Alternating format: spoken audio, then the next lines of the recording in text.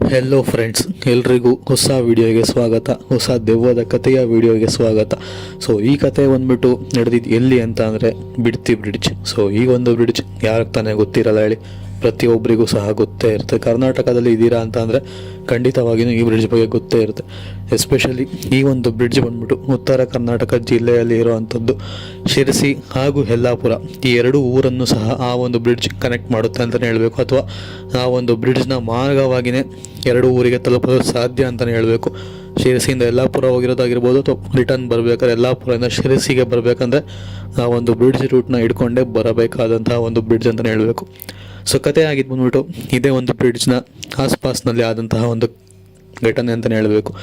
So ಇದು actually ನಮ್ಮ ಸ್ನೇಹಿತರ ಬೇಕಾಗಿರುವ ಒಬ್ಬರ ಲೈಫ್ನಲ್ಲಿ ನಡೆದಂತಹ ನೈಜ ಘಟನೆ ಅಂತಲೇ ಹೇಳ್ಬೋದು.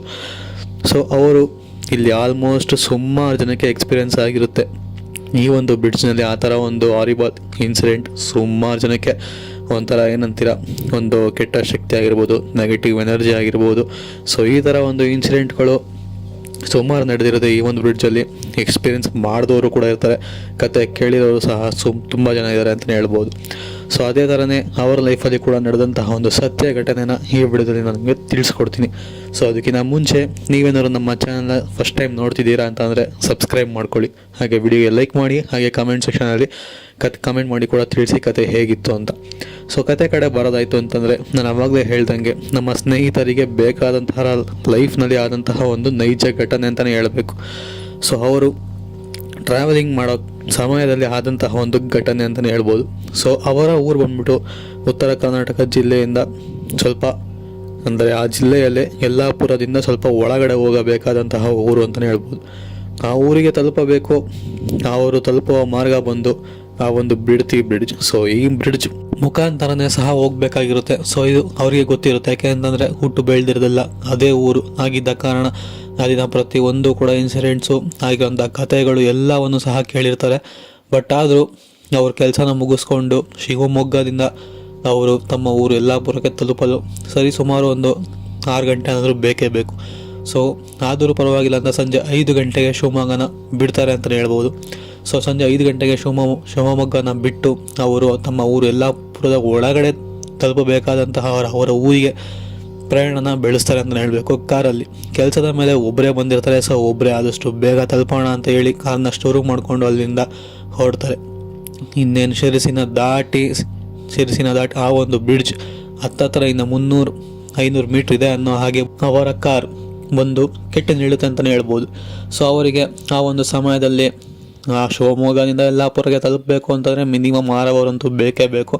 ಸೊ ಆ ಒಂದು ಸಮಯದಲ್ಲಿ ಕತ್ಲೆ ಕೂಡ ಆಗಿರುತ್ತೆ ಕಾರ್. ಈ ಸಮಯದಲ್ಲಿ ಇಲ್ಲಿ ಯಾಕಪ್ಪ ಕೆಟ್ಟು ನಿಲ್ತು ಅಂತ ಯೋಚನೆ ಮಾಡ್ತಾ ಗೊತ್ತಾಗುತ್ತೆ ಇದು ಆ್ಯಕ್ಚುಲಿ ಕಾರ್ಗಳು ಅಷ್ಟು ಸುಲಭವಾಗಿ ಕೆಟ್ಟು ನಿಲ್ಲುವಂಥ ಕಾರಲ್ಲ. ಯಾಕೆ ಅಂತಂದರೆ ಅವ್ರು ಹೊರಡ್ಬೇಕಾದ್ರೆ ಪ್ರತಿಯೊಂದನ್ನು ಕೂಡ ಚೆಕ್ ಮಾಡಿಕೊಂಡೇ ಹೋಗಿರ್ತಾರೆ. ಶಿವಮೊಗ್ಗದಿಂದ ಬರಬೇಕಾದ್ರೂ ಸಹ ಪ್ರತಿಯೊಂದು ಕೂಡ ಕರೆಕ್ಟಾಗೇ ಇತ್ತು, ಸ್ಮೂತಾಗಿ ಅವರು ಬರ್ತಿದ್ರು ಚಾಲನ ಮಾಡ್ಕೊಂಡು ಅವರ ಕಾರು. ಇನ್ನೇನು ಆ ಬ್ರಿಡ್ಜ್ ಹತ್ರ ಬರಬೇಕಾದ್ರೆ ಕಾರ್ ಯಾಕೆ ಕೆಟ್ಟು ನಿಲ್ತು ಅಂತ ಅವ್ರಿಗೆ ಗೊತ್ತಾಗುತ್ತೆ. ಯಾಕೆಂತಂದರೆ ಅಲ್ಲಿ ಹುಟ್ಟು ಬೆಳೆದಿರೋದ್ರಿಂದ ಅಲ್ಲಿನ ಇನ್ಸಿಡೆಂಟ್ಗಳು, ಅಲ್ಲಿ ಪ್ರತಿಯೊಬ್ಬರಿಗೂ ಆಗಿರೋಂಥ ಎಕ್ಸ್ಪೀರಿಯೆನ್ಸ್ ಎಲ್ಲವೂ ಸಹ ತಿಳಿದಿರುತ್ತೆ. ಸೊ ಕಾರ್ ಕೆಟ್ಟು ನಿಲ್ಲುತ್ತೆ. ಸೊ ಇದರಿಂದ ಅವ್ರಿಗೆ ಗೊತ್ತಾಗುತ್ತೆ ಇಲ್ಲಿ ಯಾವುದೋ ಒಂದು ಪ್ಯಾರಾನಾರ್ಮಲ್ ಆ್ಯಕ್ಟಿವಿಟೀಸ್ ನಡೀತಿದೆ. ಒಂದು ನೆಗೆಟಿವ್ ಫೀಲ್ ಕೂಡ ಅವ್ರಿಗೆ ಅಲ್ಲಿ ಆಗುತ್ತೆ. ಯಾಕೆಂತಂದರೆ ಆ ಒಂದು ಬ್ರಿಡ್ಜ್ ಹೆಸರುವಾಸಿ ಆಗಿರೋದೆ ಒಂದು ದೆವ್ವದ ಬ್ರಿಡ್ಜ್ ಅಂತ. ಯಾಕೆಂತಂದರೆ ಅಲ್ಲಿ ಸುಮಾರು ಜನ ಒಂದು ಹಳಿ ತಪ್ಪಿ ನೀರಿಗೆ ಬಿದ್ದಿರ್ಬೋದಾಗಿರ್ಬೋದು, ಅಥವಾ ಸೂಸೈಡ್ ಮಾಡ್ಕೊಂಡಿರ್ಬೋದಾಗಿ ಎಲ್ಲನೂ ಕೂಡ ಆಗಿರುತ್ತೆ. ಸೊ ಅಲ್ಲಿ ಅವರ ಒಂದು ಆತ್ಮಗಳು ಸಹ ಓಡಾಡ್ತಿರುತ್ತೆ. ಅಲ್ಲಿ ಹೋಗೋಬ್ಬರವ್ರಿಗೆ ತೊಂದರೆ ಕೊಡದೆ, ಅದರಲ್ಲೂ ಒಬ್ಬೊಬ್ಬರೇ ಟ್ರಾವೆಲ್ ಮಾಡೋರಿಗಂತೂ ತೊಂದರೆ ಅಂತೂ ಕೊಟ್ಟಿರ್ತಾರೆ. ಸೊ ಇದನ್ನು ತಿಳಿದು ಅವ್ರಿಗೂ ಸಹ ಗೊತ್ತಾಗುತ್ತೆ ಇಲ್ಲಿ ಏನೋ ಒಂದು ಕೆಟ್ಟ ಶಕ್ತಿ ಆಗಿದೆ. ಸೊ ನಮ್ಮ ಕಾರ್ ಅದಕ್ಕೆ ಕೆಟ್ಟು ನಿಂತಿದೆ ಅಂತ. ಯಾಕೆಂತಂದರೆ ಶಿವಮೊಗ್ಗದಿಂದ ಸ್ಮೂತಾಗಿ ಬಂದಂತಹ ಕಾರ್ ಇಲ್ಲಿ ಹೇಗೆ ಕೆಟ್ಟು ನಿಲ್ತೆ ಅಂತ. ಸೊ ಅವರು ಯೋಚನೆ ಮಾಡ್ತಾ ಅವರಿಗೆ ತಿಳಿಯೋದು ಈ ಒಂದು ಇನ್ಸಿಡೆಂಟ್.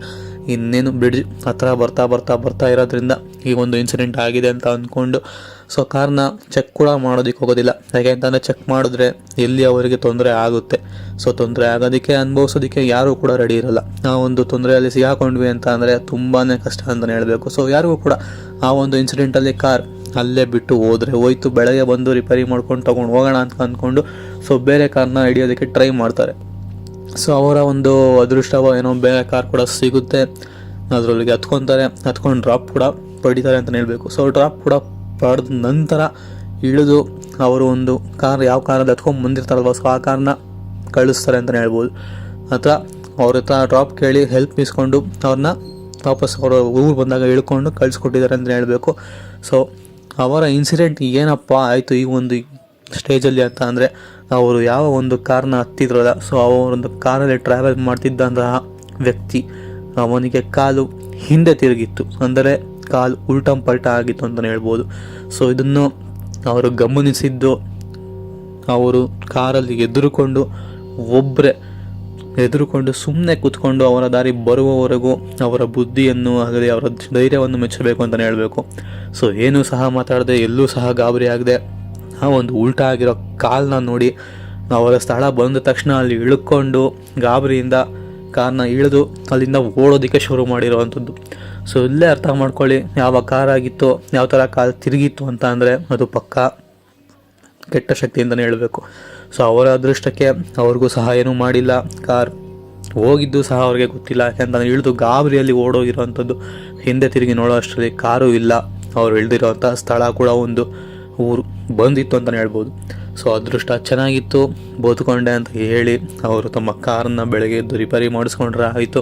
ಈ ಒಂದು ಬ್ರಿಡ್ಜ್ನ ದಾಟಿ ಈ ಒಂದು ಶಕ್ತಿನ ದಾಟ್ಕೊಂಡು ಬಂದಿದ್ದೀನಲ್ಲ ಅಂತ ಹೇಳಿ ಖುಷಿ ಪಡ್ತಾ ಹೋಗಿ ಅವರ ಊರಿಗೆ ತಲುಪಿ ಆದಂತಹ ಪ್ರತಿಯೊಂದು ಇನ್ಸಿಡೆಂಟ್ನು ಕೂಡ ತಿಳಿಸ್ಕೊಡ್ತಾರೆ. ಯಾವ ರೀತಿ ಶಿವಮೊಗ್ಗದಿಂದ ಸ್ಮೂತಾಗಿ ಬರ್ತಿದ್ದಂತಹ ಕಾರ್ ಆ ಬ್ರಿಡ್ಜಿನ ಸರಿಸುಮಾರು 10ರಲ್ಲಿ ಕೆಟ್ಟ ನಿಂತು ಅಲ್ಲಿಂದ ಅವರು ಡ್ರಾಪ್ ಪಡೆದಂತಹ ವ್ಯಕ್ತಿ ಯಾವ ಥರ ಇದ್ದರು, ಅವರಿಗೆ ಏನಾಗಿತ್ತು, ಆ ಕಾರ್ ಏನಾಯಿತು, ಹಿಂಗೆ ತಪ್ಪಿಸ್ಕೊಂಡೆ, ಪ್ರತಿಯೊಂದು ಕೂಡ ಅವರ ಫ್ಯಾಮಿಲಿಗೆ ತಿಳಿಸ್ಕೊಡ್ತಾರೆ ಅಂತಲೇ ಹೇಳಬೇಕು. ಸೊ ತಿಳಿಸ್ಕೊಟ್ಟಾದಮೇಲೆ ಇದು ಆ್ಯಕ್ಚುಲಿ ಎಲ್ರಿಗೂ ಸಹ ಗೊತ್ತಾಗುತ್ತೆ ಅಲ್ಲಿರುವಂತಹ ಒಂದು ಕೆಟ್ಟ ಶಕ್ತಿ ಆಗಿರ್ಬೋದು ಅಥವಾ ಅಲ್ಲಿ ನಡೆದಿದ್ದಂತಹ ಇನ್ಸಿಡೆಂಟ್ಗಳಾಗಿರ್ಬೋದು. ಸೊ ಒಳ್ಳೆಯದಾಯಿತು, ಯಾವುದೇ ಥರ ತೊಂದರೆ ಆಗಿಲ್ಲ ಅಂತ ಹೇಳಿ ಅವರ ಫ್ಯಾಮಿಲಿ ಮೆಂಬರ್ಸ್ ಕೂಡ ಅವರಿಗೆ ಧೈರ್ಯನ ತುಂಬಿ ಆಗಿದ್ದನ್ನ ಆಗೋಯ್ತು, ಇಲ್ಲೇ ಮರ್ತು ಹೋಗು ಅಂತ ಹೇಳಿ ಸೊ ಧೈರ್ಯನ ತುಂಬ್ತಾರೆ ಅಂತಲೇ ಹೇಳಬೇಕು. ಸೊ ಇದು ಆ್ಯಕ್ಚುಲಿ ಆಗಿದ್ದು ಬಂದ್ಬಿಟ್ಟು ನೈಜ ಘಟನೆ. ಆ ಒಂದು ಬಿಡ್ತಿ ಬ್ರಿಡ್ಜ್, ಯಾವ ಒಂದು ಬ್ರಿಡ್ಜ್ ಸಿರ್ಸಿ ಮತ್ತು ಯಲ್ಲಾಪುರ ಎರಡು ಊರನ್ನು ಕನೆಕ್ಟ್ ಮಾಡುತ್ತಲ್ವ, ಸೊ ಆ ಒಂದು ಬ್ರಿಡ್ಜ್ನಲ್ಲಿ ಆದಂತಹ ನೈಜ ಘಟನೆ.